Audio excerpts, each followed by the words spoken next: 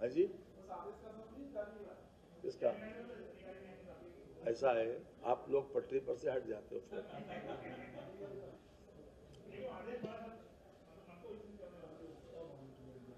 आप तो सामान्य लग रहे हैं।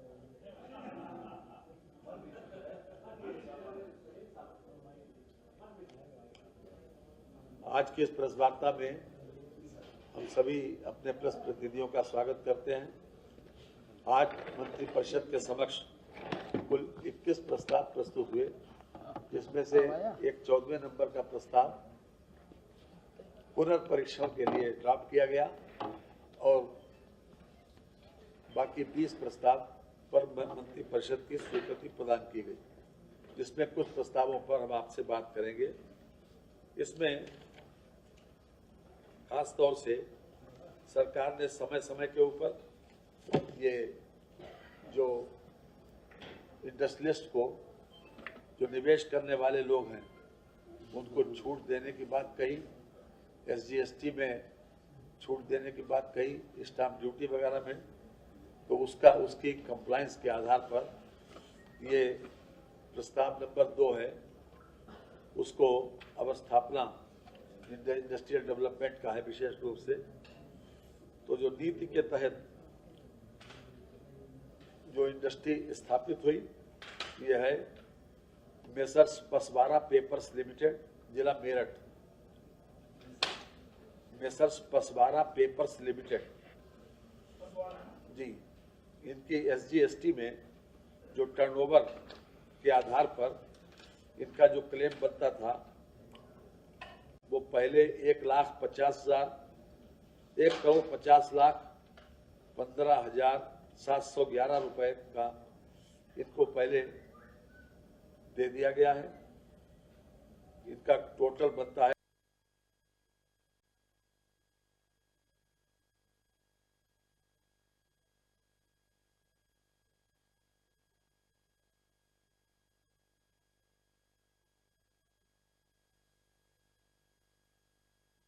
$80,946, जिसमें से 1,50,15,711 का भुगतान पहले कर दिया गया। अब आज मंत्रिपरिषद के द्वारा जो स्वीकृति प्रदान की गई वो है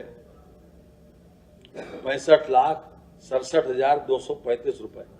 इसकी प्रतिपूर्ति पर मंत्रिपरिषद ने अपनी सहमति प्रदान की है, 65,67,235 रुपए। दूसरा प्रस्ताव भी इंडस्ट्रियल डेवलपमेंट का ही है। इसमें 2017 की प्रोत्साहन नीति के अंतर्गत मुख्य सचिव उत्तर प्रदेश शासन की अध्यक्षता में गठित इम्पावर्ड कमेटी की दिनांक 15 मई 25 को संपन्न बैठक में जो संस्तुति की गई, इसमें 2 फर्में हैं। एक messrs KR pulp and papers limited, जिला Shahjahanpur, KR pulp and papers limited, जिला शाहजहानपुर। इनके लिए वित्तीय वर्ष 2021-22 तथा 2022-23 एवं 22-23 की 56,39,785 रुपए इनको दी जाए, इस बात की सहमति आज मंत्रिपरिषद ने दे दी। इसी तरह से messrs Vrindavan agro industries private limited, जिला मथुरा को दिनांक 1/4/23 से 30/9/24 तक की अवधि के लिए इनको 17,06,26,256 धनराशि दे दी जाए। ये हमारा कमिटमेंट था कि हम तुमको, जब आप यहाँ पर इन्वेस्ट करेंगे तो हम आपको प्रोत्साहन स्वरूप कहीं पर SGST की छूट दें, कहीं स्टाम्प ड्यूटी की, इलेक्ट्रिसिटी ड्यूटी की छूट दें। फर्मों पर ही जो भी पैसा उनका बनता था, Vrindavan agro industries private limited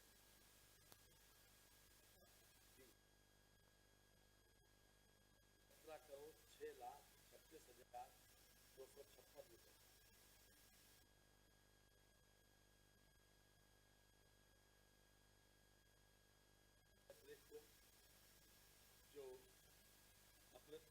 2 mission के अंतर्गत जब तक कानपुर के नगर निगम ने पेयजल योजना में ईस्ट एवं साउथ सर्विस डिस्ट्रिक्ट पाइपलाइन विस्तार से संबंधित योजना पर जो जीएसटी सहित और सेक्टर सहित जो स्वीकृति हुई है वो है 2,78,78,88,000 रुपया दिया गया। इसमें खास तौर से 33 पार्ट लाभान्वित होंगे। अमृत 2 के अंतर्गत स्वीकृत हुआ है और मैं समझता हूँ ये जो हमारी पेयजल योजना है वो और खासतौर से केंद्रांश है, केंद्रांश और 67% राज्यांश और 8% निकायांश। इस प्रकार से जो पैसा स्वीकृत हुआ है उसमें भारत सरकार का 76,10,32,000, राज्य सरकार का 182,64,77,000 तथा निकाय अंश 45,66,00,000 सम्मिलित 1237.60 लाख जो है वो सेंटेज चार्ज है, ये सरकार वहन करेगी। पांचवा है इसी प्रकार से बरेली की एक अमृत 2 की योजना, उसको भी सरकार ने आज मंत्रिपरिषद ने अनुमोदित कर दिया और यह है 265,95,46,000, ये जीएसटी और सेंटेज सहित है। इसमें भी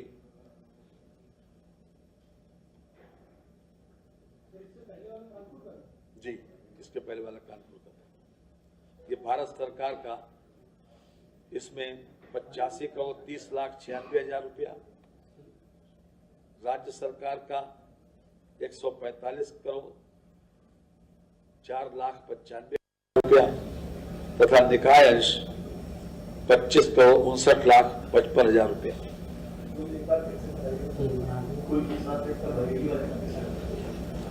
265,95,46,000। ये बरेली के 92% जनसंख्या को पेयजल आपूर्ति आच्छादित हो जाएगी और इसमें 9 लाख जनसंख्या लाभान्वित होगी। जी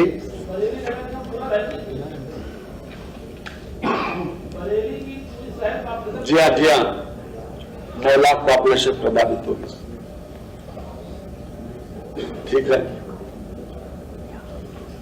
ये इसके अलावा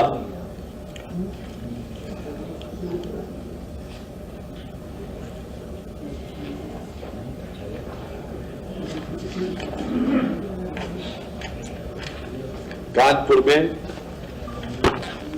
जनपद कानपुर में नगर स्थित 14/112 civil lines the Georgina McRobert memorial hospital की 45,000 वर्ग मीटर नजूल भूमि को मल्टी स्पेशलिटी अस्पताल स्थापित किए जाने हेतु कानपुर विकास प्राधिकरण को हस्तांतरित किए जाने के संबंध में ये है जी, ये 7 नंबर का है।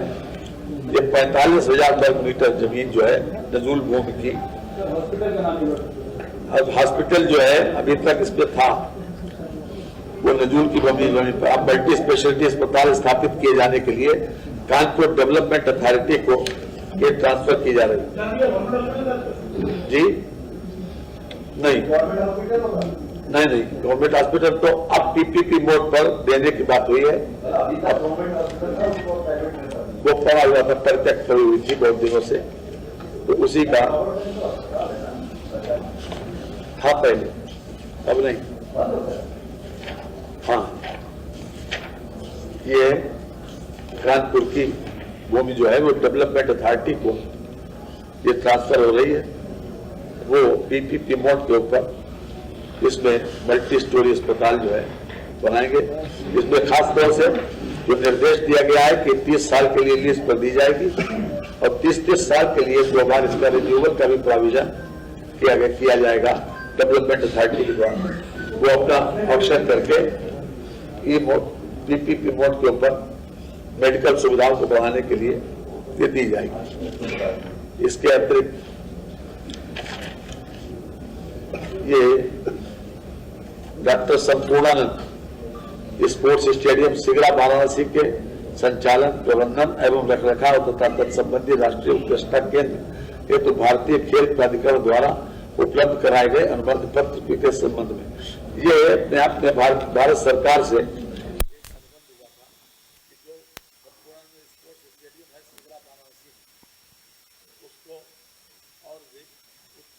ले जाने के संबंध में एक भारतीय खेल प्राधिकरण द्वारा ये व्यवस्था की गई है कि जो राष्ट्रीय अंतर्राष्ट्रीय स्तर के जो खिलाड़ी हैं उनको और अधिक उनको प्रैक्टिस का, उनको कोच का और हर प्रकार से उनको सुविधा दी जाए। इस तरीके की वो उन्होंने लगभग 1/3 बार का MOU किया गया है और उससे जो उत्तर प्रदेश का खिलाड़ी है खासतौर से उनको नेशनल लेवल पर और अंतर्राष्ट्रीय स्तर पर जब बेहतर कोच मिलेगा उनके माध्यम से तो उनको कम्पीट करने में जो विश्व के जितने चाहे वो ओलंपिक गेम्स हों या फिर दूसरे तरीके के गेम्स हो अंतर्राष्ट्रीय प्रतियोगिता में उनको बेहतर परफॉर्म करने का मौका भी मिलेगा। इससे जो उसका स्टेडियम की 1/3 बार वो किया गया।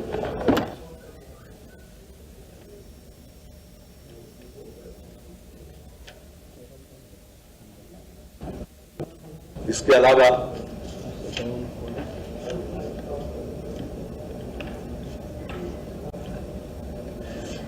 अभी तक जो लोग जो राष्ट्रीय और अंतर्राष्ट्रीय स्तर के जो खिलाड़ी हैं उनको प्रैक्टिस करने या जो ट्रांजिट टाइम है उनका यातायात जितने देर में वो आवागमन करते हैं उसके लिए उनको छुट्टी लेना पड़ती थी।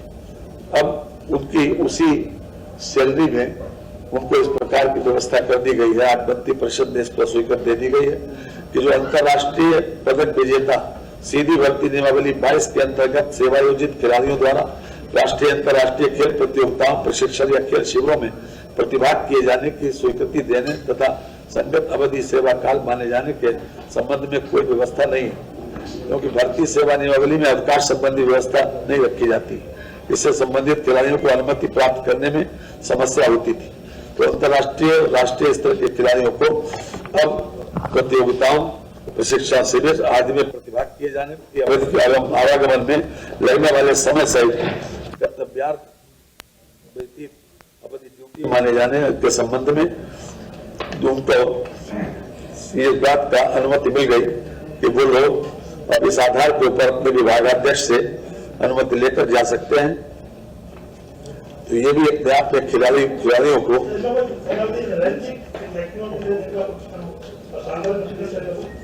ऐसा है ये विभागाध्यक्ष तय करेगा, वो अपने आप अप्लाई करेंगे, वो आवश्यक समझेंगे दे देंगे, लेकिन एक अनुमति एक व्यवस्था कर दी गई कि ताकि उन लोगों को ये दिक्कत न हो।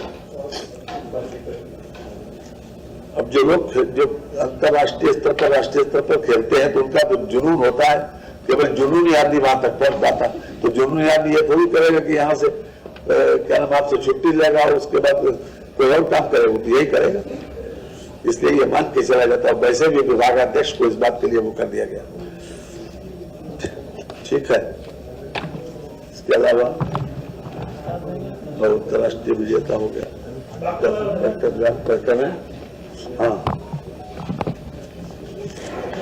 11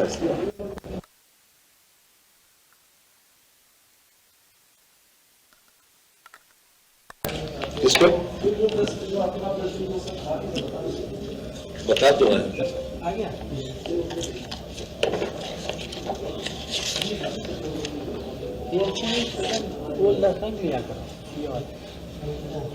अयोध्या में जनपद अयोध्या में विश्व स्तरीय मंदिर संग्रहालय का निर्माण एवं संचालन कराए जाने के संबंध में इसमें टाटा एंड सन्स को 25 एकड़ जमीन दी गई थी 15 मार्च 2024 में, लेकिन उन्होंने एक मीटिंग में इस बात के लिए 20/5/25 को जनपद अयोध्या में एक मीटिंग हुई थी, उसमें उन्होंने मांग ये की थी, 25 एकड़ दी गई थी पहले एक म्यूजियम बनाने के लिए। तो उन्होंने ये अपेक्षा की टाटा एंड सन्स ने कि इसमें हमारे लिए स्थान कम पड़ेगा, जो उनका बहुत बृहद दृष्टिकोण है, उसके हिसाब से उन्होंने जमीन को बढ़ाए जाने के लिए जो आग्रह किया था। तो उसी संदर्भ में अब जो नया लीज एग्रीमेंट जो है वो इस बात के लिए हुआ है कि 52.102 एकड़ विश्व स्तरीय मंदिर संग्रहालय के निर्माण हेतु उनको जमीन दी जा रही है। ये नजूल की भूमि है। 52.102 ये विश्व स्तरीय संग्रहालय का निर्माण वो करेंगे। इसमें खास तौर से संग्रहालय का प्राथमिक उद्देश्य प्राचीन भारतीय मंदिर वास्तुकला शैलियों का विकास, इसके सिद्धांतों, इसके संरचनात्मक घटकों, क्षेत्रीय शैलियों और साहित्य कलात्मक ऐतिहासिक रुचि की वस्तुओं के संरक्षण का एक व्यापक प्रदर्शन वहां पर करना है। इसलिए एक बहुत बड़ा संग्रहालय भी प्रस्तावित किया गया है और मैं समझता हूं कि आपके लिए बहुत सुखद अनुभूति होगी सभी लोगों के लिए। 14 जो है वो डिफर हो गया है। इसके अलावा फिर दिव्यांग जन वाला एक है जी, जो चीज बताने के लिए कहा जाता है बता दिया जाता है। अब ABCD देखिए और फिर XYZ देखिए।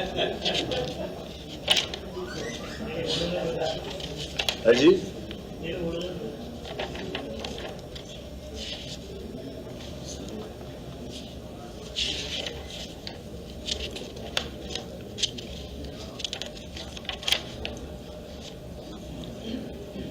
ये प्रदेश के प्रत्येक मंडल मुख्यालय पर जिला दिव्यांग पुनर्वास केंद्र की स्थापना एवं संचालन राज्य सरकार के संसाधनों से किए जाने के संबंध में जी ये एक व्यवस्था खास तौर से दिव्यांगों के लिए ये की जा रही है कि मंडल मुख्यालयों पर इस प्रकार का एक दिव्यांग पुनर्वास केंद्र स्थापित किया जाए। इसमें खास तौर से जो दिव्यांगजनों का सर्वेक्षण, चिन्हांकन, दिव्यांग शिविरों का आयोजन, सहायक उपकरणों की मरम्मत, कृत्रिम सहायक उपकरण एवं चिन्हांकन, फिटमेंट, चाल उपयोग, प्रशिक्षण, निर्माण के वितरण, दिव्यांगता की रोकथाम, जागरूकता, प्रारंभिक पहचान और सक्रिय हस्तक्षेप, सरकारी योजनाओं का सुगमता पूर्वक लाभ प्राप्त करने में सहायता, दिव्यांग व्यक्तियों के लिए दिव्यांग प्रमाण पत्र UDID कार्ड जारी करने में सहायता तथा परामर्श, फिजियोथेरेपी, स्पीच थेरेपी आदि प्रदान किया जा सकेगा। जो हर मुख्यालय के ऊपर, मंडल मुख्यालय के ऊपर इस प्रकार का केंद्र बनने का एक प्रस्ताव है। राज्य मंत्री परिषद ने इस पर भी अपनी सहमति दे दी। अब इसके अलावा लोक निर्माण विभाग के 2 हैं, जो लोक निर्माण विभाग के हैं जी। एक तो यह है जनपद चंदौली में चंदौली सकलडीहा सैदपुर मार्ग राज्य मार्ग चैनल 29.670 तक 4 लेन में चौड़ीकरण और सुदृढ़ीकरण, लंबाई 29.672 किलोमीटर। इसको पुनरीक्षित किया गया है। पहले आ चुका था कि GST के रेट में परिवर्तित हो गया, तो इसलिए इसकी लागत हो गई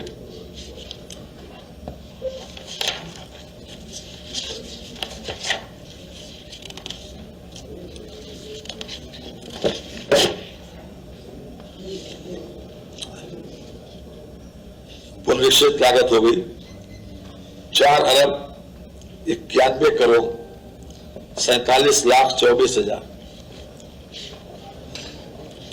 इसका व्यय प्रस्तावित है और 18 महीने में 4,91,47,24,000 चल रहे। 12% GST थी तब, लागत कम थी। अब चूंकि GST का रेट बढ़ गया 18% हो गया, इसलिए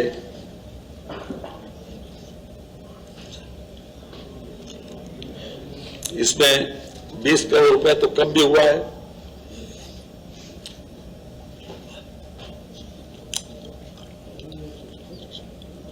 क्योंकि 200 करोड़ रुपए से ज्यादा है, इसलिए मंत्रिपरिषद के सामने आया।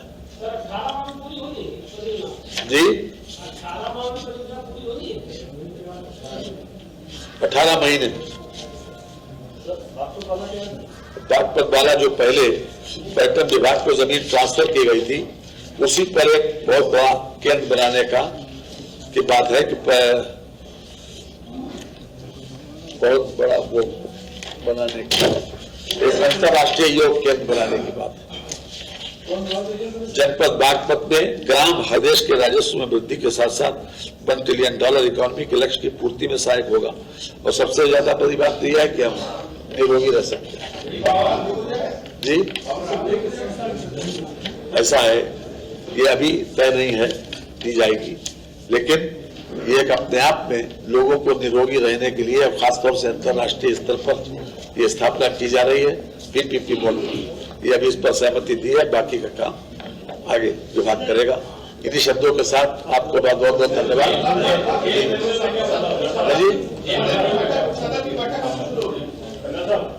सदन की बैठक जो है ये जब शुरू होगी, जब मंत्रिपरिषद की सहमति हो जाएगी। ये कैसा है सुनिए, देखिए आज मैं केवल सुनिए आज मैं केवल आपके सामने पहले